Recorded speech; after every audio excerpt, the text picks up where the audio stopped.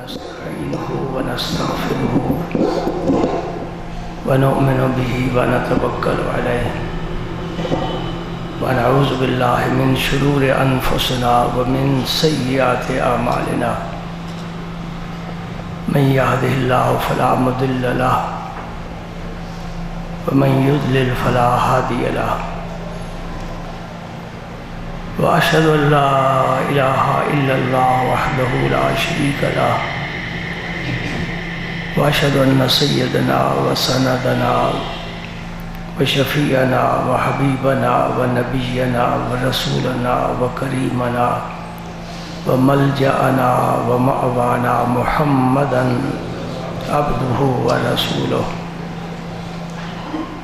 الذي أرسله الله بالحق بشيرا ونذيرا وداعيا إلى الله بإذنه وسراجا منيرا أشهد أنه صلى الله تعالى عليه وسلم بلغ الرسالة ونصح الأمة وكشف الغمة وجلى الظلمة وجاهد في سبيل الله وعبد ربه حتى أتاه اليقين اللهم صل على سيدنا محمد وعلى آل سيدنا محمد وبارك وسلم اللهم صل وسلم على رسولك الكريم وآله الطاهرين رب اغفر وارحم وأنت خير الراحمين اللهم صل وسلم على رسولك الكريم وآله الطاهرين رب اغفر وارحم وأنت خير الراحمين اللهم صل وسلم على رسولك الكريم وآله الطاهرين رب اغفر وارحم وأنت خير الراحمين أما بعد فأعوذ بالله من الشيطان الرجيم بسم الله الرحمن الرحيم إن الله وملائكته يصلون على النبي يا أيها الذين آمنوا صلوا عليه وسلموا تسليما اللهم صل وسلم على رسولك الكريم وآله الطاهرين رب اغفر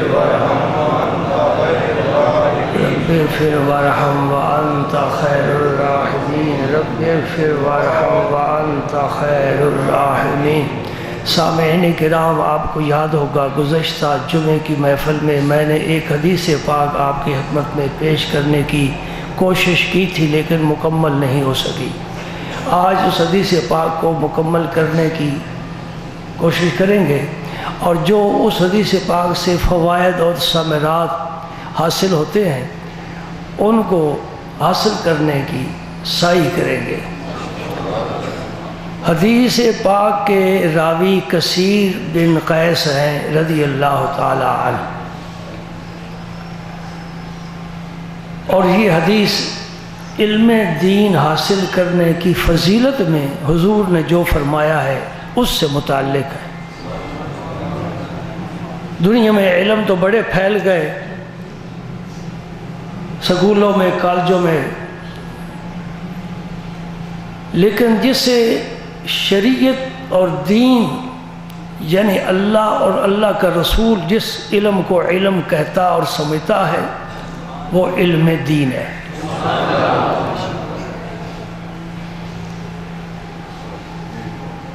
اور یہ بات بڑی واضح ہے کہ کوئی ایم اے کر لے، ڈبل ایم اے کر لے، پی ایچ ڈی کر لے، اسے عالم نہیں کہتے، ٹھیک ہے نا؟ عالم کسے کہیں گے؟ جس کے پاس قرآن و حدیث کا علم ہو، شریعت کا کوئی مسئلہ پوچھنا ہو تو کالج یونیورسٹی نہیں جاتے بلکہ مسجد اور مدرسے میں جاتے ہیں۔ پہلے یہ وضاحت کرنی ضروری ہے کہ علم کیا ہے۔ علم وہ ہے جو حلال و حرام کی تمیز بتائے، جو نیکی اور بدی سمجھائے، شر اور خیر میں فرق کرے، اور اچھی بات ہے کہ آخری بات ہے اللہ اور اللہ کے رسول کی معرفت نصیب ہو۔ جس علم نے اللہ کی پہچان کرائی، رسول پاک کی پہچان کرائی، والدین کے حقوق بتائے، اولاد کے حقوق بتائے، بیوی کے حقوق بتائے، شوہر کے حقوق بتائے، پڑوسی کے حقوق بتائے، بہن بھائیوں کے حقوق بتائے، وہ دین، اس کا علم، علم دین ہی علم ہے اور کوئی علم نہیں۔ سمجھ گئے جی؟ اب اس کی فضیلت میں جو حدیث پاک بیان کر رہا ہوں، اس سے میں نے دو باتیں متن سے پہلے بیان کرنا ضروری سمجھتا ہوں۔ پہلی بات تو یہ ہے کہ کثیر بن قیس ایک صحابی سے ملاقات کرتے ہیں، صحابی کا اسم مبارک ہے ابو الدرداء رضی اللہ تعالیٰ عنہ۔ وہ مدینہ پاک میں نہیں بیٹھے، مسجد نبوی شریف میں نہیں بیٹھے، مکہ مکرمہ میں نہیں بیٹھے، کہاں بیٹھے ہیں؟ دمشق کی جامع مسجد، ملک شام میں۔ یہ مکہ مکرمہ سے جو قافلے تجارت کے لیے جاتے تھے اونٹوں پر، وہ 1 ماہ کے بعد وہاں پہنچتے تھے اور 1 ماہ کے بعد واپس آتے تھے۔ گویا اتنا سفر ہے، اور اونٹ والے سفر بھی آہستہ کرتے ہیں، آرام سے کرتے ہیں۔ اور اہل عرب دن کو سفر نہیں کیا کرتے تھے گرمی کی وجہ سے، رات کو سفر کرتے تھے، آرام بھی کرتے تھے۔ تو کہتے کہ 800 کلومیٹر کا فاصلہ ہے مکہ مکرمہ اور دمشق کے درمیان، 800 کلومیٹر کا فاصلہ ہے۔ وہ دمشق میں کیا کر رہے ہیں؟ ہمارے بھائی عزیز، بچے، بزرگ دنیا کے مختلف ممالک میں گئے، کیا کرتے ہیں؟ پیٹ کے لیے، صرف پیٹ کے لیے، اور کوئی مقصد نہیں ہے۔ اور ابو الدرداء مسجد میں کیوں بیٹھے ہیں؟ وہ کسی مارکیٹ میں ہوتے اگر پیٹ کے لیے گئے ہیں، تجارت کرنی ہے، کاروبار کے لیے، تو مارکیٹوں میں ملتے۔ یہ کثیر بن قیس فرماتے ہیں میں نے انہیں دمشق کی جامع مسجد میں دیکھا، وہاں تشریف فرماتے، میں بھی وہاں بیٹھ گیا۔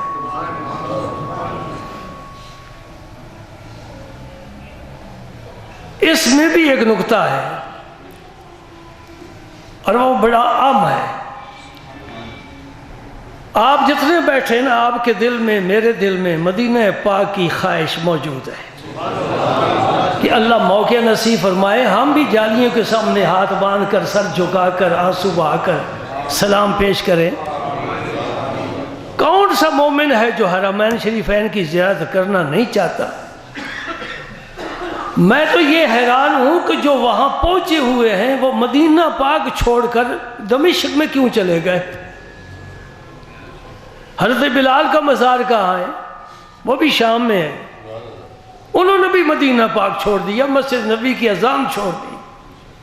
جب ابو بکر صدیق خلیفہ بنے، فرمایا بلال اذان کہا کرو۔ حضرت ابو بکر صدیق کو بڑا صاف جواب دیا، فرمایا مجھے اگر تم نے خریدا تھا اپنی ذات کے لیے تو مجھے بتاؤ، اگر اللہ کے لیے خریدا تھا مجھے آزاد کر دو، مجھے جانے دو جہاں جی چاہتا ہے۔ اب میں یہاں اذان نہیں پڑھوں گا۔ ان کا واقعی بڑا مزیدار ہے۔ حضرت بلال کا حضور نے خود بلوایا، دمشق میں بیٹھے ہیں، حضور نے خواب میں فرمایا اور ادھر آ میری زیارت کر کے جا۔ سبحان اللہ۔ لاؤں وہ تن کے کہاں سے آشیانے کے لیے، بجلیاں بےتاب ہوں جن کو جلانے کے لیے۔ عقل والے آشیانہ بناتے ہیں، بجلیوں سے حفاظت کرتے ہیں کوئی بجلی نہ گرے۔ عشق والے آشیانہ بتا کر بجلیوں کو دعوت دیتے ہیں، آ میرے آ کر آشیانے کو جلا۔ تو جلائے گا پھر دھواں اٹھے گا، شعلے اٹھیں گے، پھر کوئی دیکھے گا اور راضی ہو جائے گا۔ تو بچا بچا کے نہ رکھ سے، تیرا آئینہ ہے وہ آئینہ کہ شکستہ ہو تو عزیز تر ہے نگاہ آئینہ ساز میں۔ یہ سلامت ہو تو پیارا نہیں لگتا، ٹوٹ جائے ٹوٹتا کب ہے؟ جب ہوا سے زمانہ کے تھپڑ لگتے ہیں، جب شکست کھاتا ہے، جب نامرادی کی اس دنیا میں آتا ہے، پھر یہ ٹوٹتا ہے۔ جب ٹوٹتا ہے اس کی آواز عرش تک جاتی ہے۔ انا عند المنکسرۃ قلوبہم، اللہ پاک نے فرمایا میں ان لوگوں کے پاس ہوتا ہوں جن کے دل ٹوٹے ہوئے ہوتے ہیں۔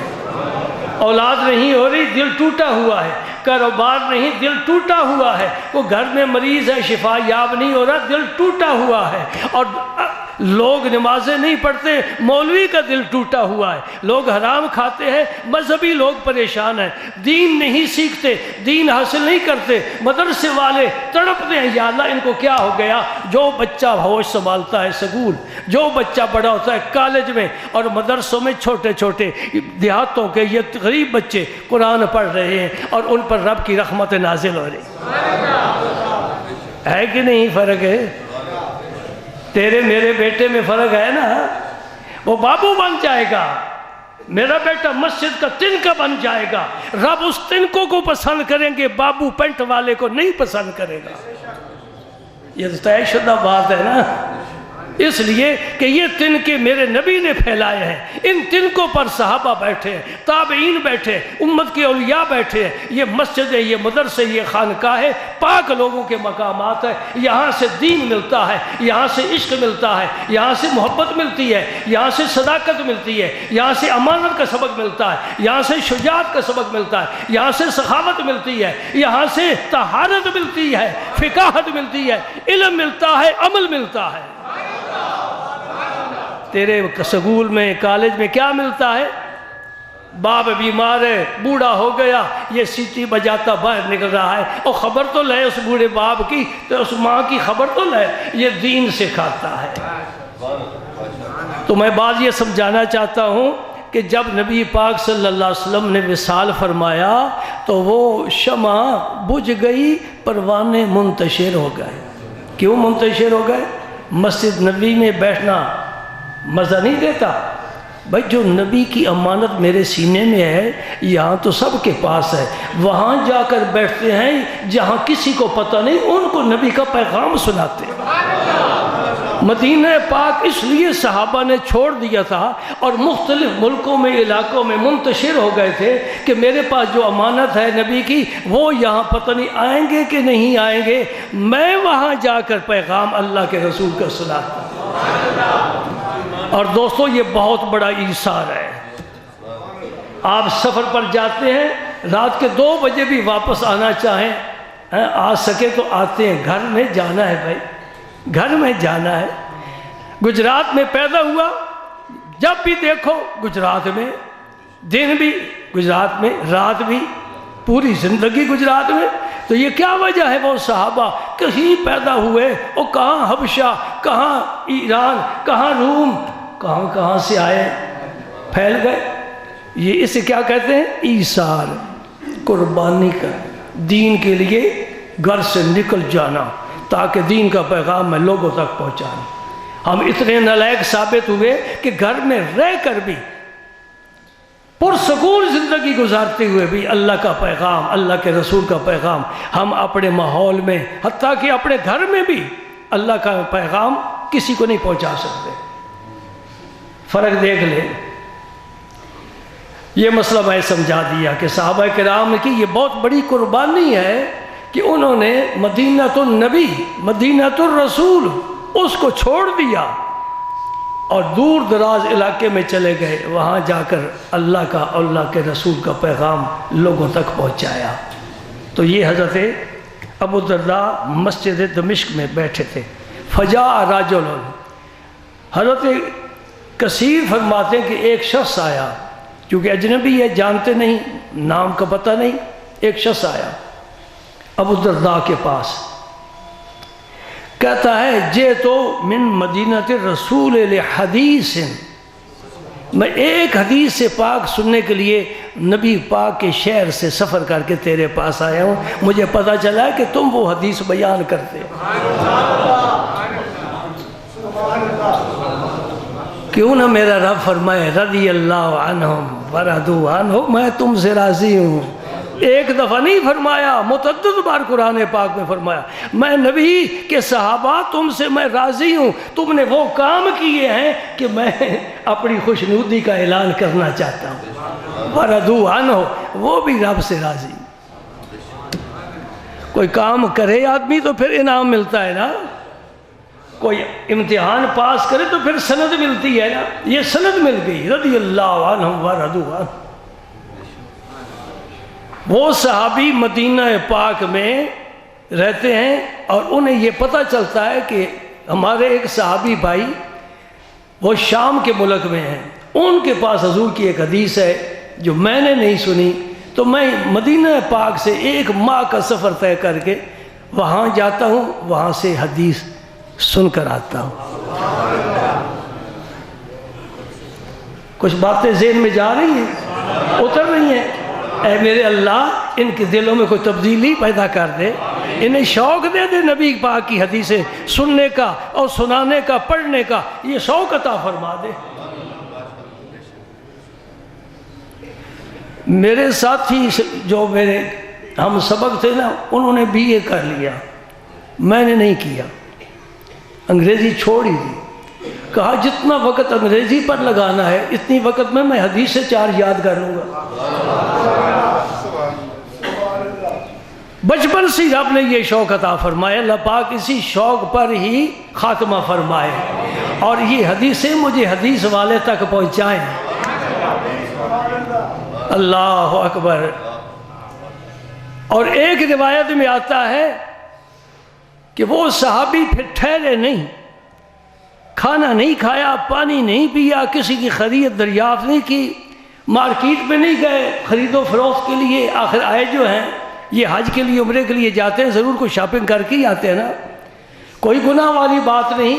نیت تو نہیں ہے کہ میں نے سفر یہ شاپنگ کے لیے کر رہا ہوں، بلکہ نیت ہے حاضری کی، اور اس میں چلتے چلتے اگر یہ بھی ہو جائے تو کوئی فرق والی بات نہیں۔ لیکن انہوں نے اپنے اس خلوص میں ذرا بھی کسی چیز کو ملاوٹ پسند نہیں کی، میں کچھ نہیں کروں گا، صرف رسول اللہ کی وہ حدیث سنوں گا۔ تو حدیث کے لیے سفر کیا ہے نا۔ وہ صحابی ابو درداء فرماتے ہیں سمعت رسول اللہ صلی اللہ علیہ وسلم، میں نے حضور سے سنا۔ سبحان اللہ۔ درمیان میں کوئی اور واسطہ نہیں ہے کہ میں نے اس سے سنا ہے، اس نے حضور سے سنا ہے، نہیں، براہ راست ان کانوں نے نبی پاک کی آواز محفوظ کی ہے، ان آنکھوں نے نبی کے جلوے کو محفوظ کیا ہے، اور اب زبان اس حدیث پاک کو بیان کر رہی ہے۔ میرا سینہ بھی اس حدیث پاک سے بھرا ہوا ہے۔ یہ ہیں وہ صحابہ جن کا ظاہر باطن صاف ستھرا پاک تھا۔ سمعت رسول اللہ صلی اللہ علیہ وسلم، میں نے حضور سے سنا۔ ایک ہوتی ہے سند، ایک ہوتا ہے حدیث کا متن۔ سند بھی دین ہے، الاسناد من الدین۔ سند کیا ہوتی ہے کہ مثلا امام بخاری اپنے استاد کا نام لے گئے کہ میں نے یہ حدیث فلاں استاد سے سنی ہے۔ امام بخاری کے سینکڑوں استاد تھے، بڑے سفر کیے، جہاں پتہ چلا کہ وہ حدیث بیان کرتے ہیں وہاں چلے گئے، ان سے حدیثیں سنی۔ پھر اپنے استاد کا ذکر کرتے کہ میرے استاد نے مجھے بتایا کہ میں نے فلاں اپنے استاد سے حدیث سنی۔ پھر ان کے استاد کا ذکر کرتے ہیں، پھر صحابی کا ذکر کرتے ہیں، پھر صحابی کہتا ہے میں نے رسول اللہ سے سنی۔ اس کو سند کہتے ہیں۔ اور جو رسول پاک نے فرمایا یہ اب متن شروع ہو گیا۔ یہ 2 حصے ہیں حدیث کے۔ تو حدیث اور متن اور سند دونوں کو یاد رکھنا یہ بڑا مشکل کام ہے۔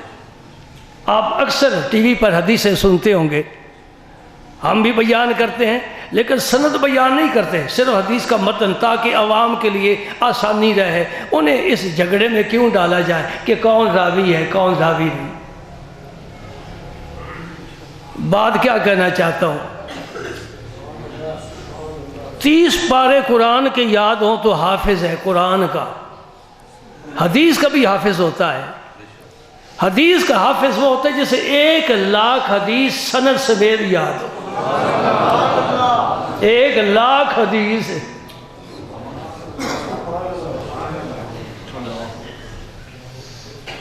اچھا میں ذرا نبی کا چمنستان میں حدیث آپ کو دکھاتا ہوں، تھوڑا سا نمونہ۔ میرے نبی کا جو باغ ہے نا حدیث کا، امام احمد بن حنبل رحمت اللہ علیہ رضی اللہ تعالیٰ عنہ، جو فقہ کے چوتھے امام ہیں، امام احمد بن حنبل، جنہیں دربار میں بلا کر کوڑے مارے جاتے تھے اور جسم کے ٹکڑے ہو کر اڑتے تھے اور خون کے فوارے نکلتے تھے، 7 لاکھ احادیث متن سند سمیت یاد تھی۔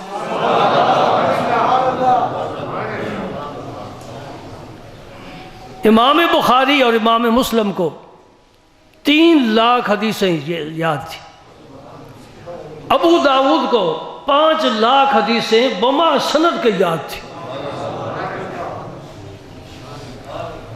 یہ ہے وہ علماء جن کا فیض ہم تک پہنچا ہے، تو ہم کلمہ پڑھ سکتے ہیں، قرآن پڑھ سکتے ہیں، نمازیں پڑھ سکتے ہیں۔ اگر وہ یہ لوگ درمیان میں ہمارے جیسے ہوتے نا جی، تو ہم تو دکانوں میں سی چمٹے رہتے، ہمیں کیا پتہ علم کیا چیز ہے۔ نہ عالم علم کی قدر، نہ عالم کی قدر، نہ متعلم کی قدر، نہ علمی مقام کی قدر، نہ علمی کتاب کی قدر۔ اس قدر ہم ڈھیٹ ہو گئے کہ ہمیں علم سے کوئی واسطہ ہی نہیں ہے۔ حدیث میں آتا ہے یہ جو طالب علم ہے یہ رسول اللہ کے مہمان ہیں، حضور نے حکم دیا ہے کہ ان کے ساتھ اچھا سلوک کیا کرو، ان کی خدمت کیا کرو، حقارت کی نظر سے نہ دیکھو۔ خدا کی قسم میں صدر کو اور وزیر اعظم کو ایک طالب علم قرآن پڑھنے والے کی جوتے کی خاک کے برابر بھی نہیں سمجھتا۔ یہ میری آواز ریکارڈ ہو رہی ہے، پتہ نہیں کہاں جائے گی، اس لیے کہ وہ اللہ کا قرآن پڑھتا ہے، وہ اللہ کے نبی کی حدیث پڑھتا ہے، اور یہ لوگ دنیا دار ہیں، نیکی بھی کریں گے بدی بھی کریں گے، اور یہ ساری زندگی دین پڑھ رہا ہے۔ دین پڑھنے کے بعد اسے مقام کون سا ملے گا؟ یا مصلی نبی کا ملے گا یا ممبر نبی پاک کا ملے گا؟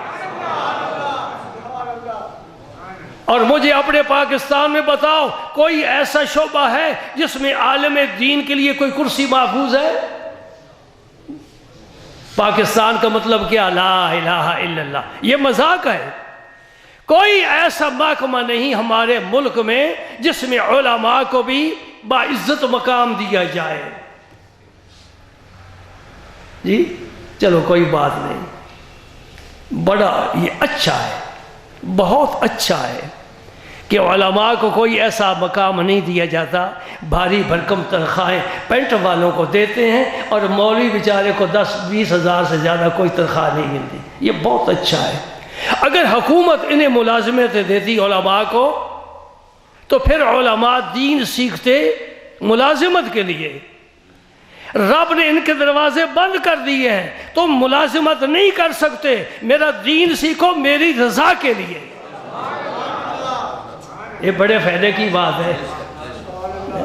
اب دیکھا آپ نے ضیاء الحق کے دور میں جب سکولوں میں عربی ٹیچر کی ضرورت محسوس ہوئی، قاریوں نے مدرسے چھوڑ دیے، مسجدیں چھوڑ دی اور سکولوں میں چلے جائے۔ گورنمنٹ کی ملازمت ہے، مسجد کی ملازمت پائیدار نہیں، وہاں پینشن بھی ملے گی اور پڑھانا بھی کیا ہے، 3-4 پیریڈ پڑھانے، بچوں کا کھیل ہے، ہاذا حاضی ذالے کا تل کا، یہ پڑھانا ہے، بس کچھ بھی نہیں۔ یہاں تو پسینے آ جاتے ہیں نا، یہ بڑی بڑی کتابیں پسینے آ جاتے۔ 30 جلدوں میں قرآن پاک کی تفسیریں لکھی ہوئی ہیں، باریک قلم کے ساتھ، اتنی ضخیم کتابیں، اور ہزاروں کی قیمت میں ملتی ہیں۔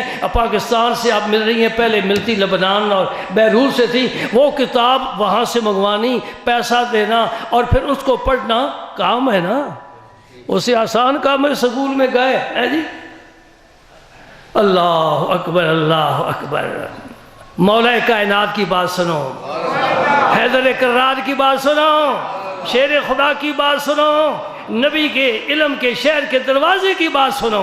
فرماتے رضینا قسمت الجبار فینا لنا علم وللجہال مالو۔ رب نے ازل میں تقسیم فرمائی ہے، میں اس تقسیم پر بڑا راضی ہوں۔ جاہلوں کو مال و دولت دے دیا ہے اور علی کو علم دے دیا ہے۔ سبحان اللہ۔ رضینا قسمت الجبار فینا لنا علم وللجہال مالو۔ تم فیکٹریاں لگاؤ، تم کارخانے لگاؤ، تم دنیا میں گھومو پھرو، اور نبی کا پیغام میرے سینے میں ہے۔ فإن العلم یفنی عن قریب فإن المال فإن المال یفنی عن قریب وعلم اللہ لا یزال، جو مال ہے یہ خرچ کرنے سے گھٹتا ہے، علم خرچ کرنے سے بڑھتا ہے۔ علم کو جتنا خرچ کریں گے بڑھے گا، مال کو جتنا خرچ کرو گے گھٹے گا۔ مال کی حفاظت مالدار کو کرنا پڑتی ہے اور علم عالم کی حفاظت کرتا ہے۔ علم کی حفاظت نہیں کرنا پڑتی، علم خود عالم کی حفاظت کرتا ہے، اندر سے بولتا ہے یہ کام غلط ہے، یہ نہیں کرنا، یہ صحیح ہے، یہ کرنا ہے۔ علم اندر سے بولتا ہے۔ مال کو چور چرا کر لے جا سکتا ہے، علم کو کوئی چور کوئی ڈاکو ڈاکہ نہیں ڈال سکتا۔ سمجھے نہیں سمجھے؟ میری باتیں نہ سنو، اللہ کے نبی کی بات سنو۔ میں بھی کوئی بات اپنی طرف سے تو ایسی نہیں کرتا نا، صحیح کرتا ہوں غلط کرتا ہوں۔ اللہ پاک تمہیں اللہ تعالیٰ ماننے کی اور عمل کرنے کی بھی توفیق عطا فرمائے۔ صرف سننا کافی نہیں ہے۔ سمعنا وعصینا، بنی اسرائیل نے کہا ہم نے سنا ہے، عصینا مانیں گے نہیں۔ نبی کے یار آ گئے، تم سناؤ سمعنا واطعنا، ہم نے سنا بھی ہے، نبی تیرے قدموں پر سر بھی رکھیں گے، تیری اطاعت کریں گے، تیری فرمانبرداری کریں گے۔ میرے پاک پیغمبر نے مدینہ پاک میں صحابہ کو جمع کر کے خطبہ دیا اور جہاد کی ترغیب دلائی۔ دشمن بڑا زبردست ہے، تیاری کر رہا ہے۔ ایک صحابی اٹھے، میں قربان جاؤں تیرے بول پر، تیری جرأت پر۔ عرض کرتے ہیں یا رسول اللہ، یہ انصاری ہیں، مدینہ پاک کے رہنے والے ہیں، قبیلے کے سردار ہیں، بڑی جرأت والے ہیں۔ اٹھ کھڑے ہوئے کہ میرا نبی حکم دینا چاہتا ہے، میں پہلے عرض کر لوں یا رسول اللہ آپ مجھے حکم دیں، میں قبیلے سمیت سمندر میں چھلانگ لگا دوں گا۔ ایسا جذبہ ہونا چاہیے کہ تم بھی جذبہ پیدا کرو، مجھے مایوس نہ کرو۔ میں ویسے جمعہ پڑھانے سے تھک گیا ہوں، چاہتا ہوں کہ ظہیر الدین کی ڈیوٹی لگا دوں۔ پھر میں دیکھتا ہوں چہرے پر رونق، کسی نہ کسی کے چہرے پر سبزہ اگاتا ہے، کوئی ٹوپی پہن کر سر بسجود ہوتا ہے، کوئی ہاتھ اٹھا کر سر جھکا کر رب کے حضور حاضر ہوتا ہے۔ میں کہتا چل تیرا ہی کچھ نہ فائدہ ہوتا رہے گا نا۔ ہاں، کچھ اپنے اندر انقلاب پیدا کرو، یہ خود تم نے کرنا ہے، یہ باہر سے آ کر کوئی نہیں کرے گا، حکومت نہیں کرے گی۔ نفاذ شریعت ہم نے کرنا ہے، اپنے گھروں میں شریعت کو نافذ کرو، دیکھو پورے ملک میں شریعت نافذ ہو جائے گی۔ کس حکومت نے بھٹو کی، ضیاء کی، نواز شریف کی حکومت نے ہمیں کہا ہے کہ نمازیں نہ پڑھو، زکوٰۃ نہ دو؟ کسی نے کہا ہے؟ نہیں۔ تو پھر اس کا مطلب یہ ہوا کہ ہم نفاذ شریعت نہیں چاہتے۔ نمازیں 5 ٹائم پڑھنے کا حکم رب نے دیا ہے، رسول اللہ نے پڑھ کر دکھایا ہے۔ ہم بھی اپنے گھروں میں یہ نظام قائم کریں، نماز کا، قرآن پڑھا جائے، برکت ہوتی ہے کہ نہیں ہوتی؟ وقت ختم ہو رہا ہے، سنو وہ حدیث پاک حضرت ابو الدرداء بیان کرتے ہیں، سمعت رسول اللہ صلی اللہ علیہ وسلم یقول، حضور نے فرمایا من سلک طریقا یطلب فی علم سلک اللہ بہ طریقا من طرق الجنہ۔ کوئی بھی طالب علم، کوئی بچہ دین کا علم حاصل کرنے کے لیے کسی راستے پر چلتا ہے، نبی پاک نے فرمایا اللہ تعالیٰ اس کے لیے جنت کا راستہ آسان فرما دے۔ یہ پہلی منزل ہے، یہ ابتدائیہ ہے، یہ بسم اللہ شریف ہے۔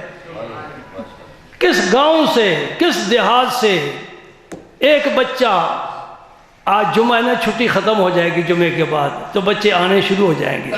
میں جب ان بچوں کو دیکھتا ہوں، میں نے کہا بیٹا اللہ پاک تجھے اپنی منزل پر پہنچائے، رسول اللہ فرما گئے ہیں تیرا راستہ جنت کی طرف آسان ہو رہا ہے۔ اس لیے جب علم حاصل کرے گا اور پھر اس علم پر عمل کرے گا تو پھر جنت اللہ تعالیٰ کھول دے گا دروازے۔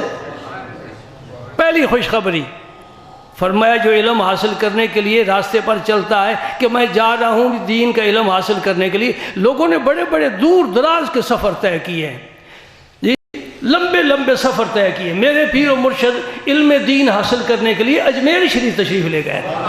اور میرے جد امجد خواجہ معظم الدین رحمۃ اللہ علیہ جب بیعت ہوئے، صرف قرآن پاک حفظ کیا ہوا تھا اور بیعت ہوئے، ابھی داڑھی مبارک کچھ آ رہی تھی، شیخ کامل نے فرمایا جاؤ علم حاصل کرو. لکھنؤ گئے تھے علم حاصل کرنے کے لیے. آج ان کا عرس ہے معظم آباد شریف میں. میرے جدی امجد کا آج عرس مبارک ہے. سبحان اللہ. تو وہاں سے علم حاصل کر کے آئے، پھر پیدل حج پر گئے اور ترکی میں رکے. وہاں سے انہیں شمس العلماء کا خطاب دیا گیا، شاہی خطاب، اور حج کر کے پھر واپس اپنے مرشد کرامی کی خدمت میں آئے. یہ ہے مرید.